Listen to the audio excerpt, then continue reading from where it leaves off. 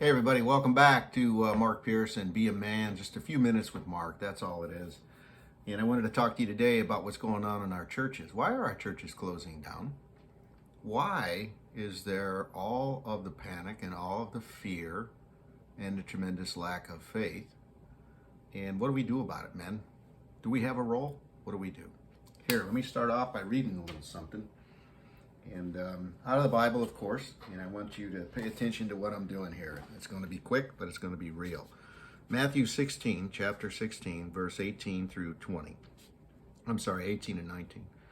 And so I say to you, you are Peter, upon this rock I will build my church, and the gates of the netherworld shall not prevail against it. I will give you the keys to the kingdom of heaven. Whatever you bind on earth shall be bound on heaven, and whatever you loose on earth shall be loosed in heaven. As if that's not enough just to have like hours and hours of conversation. But here's how it relates today to the churches closing down.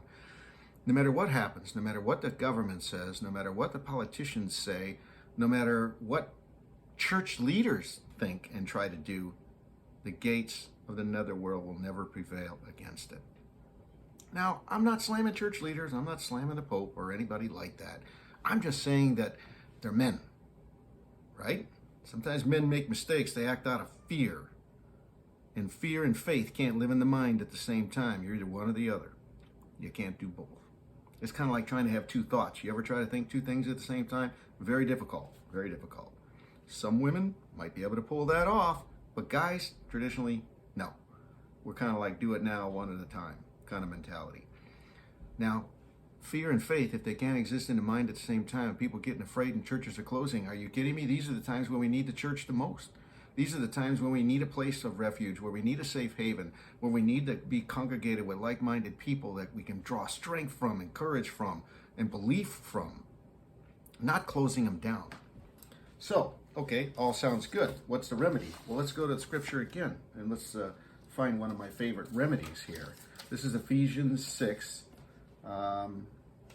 And it's the battle against evil. And it's 6:13 specifically, okay? But I want to read from 10.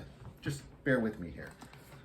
Finally, draw your strength from the Lord and from his mighty power. Put on the armor of God so that you may be able to stand firm against the tactics of the devil. For our struggle is not with the flesh and blood, but with the principalities, with the powers and the world rulers of this present darkness, with the evil spirits in the heavens. So, therefore, this is 13, put on the armor of God that you may be able to resist on that evil day, and having done everything, to hold your ground. Everything. That's really the focal here, isn't it? We're men.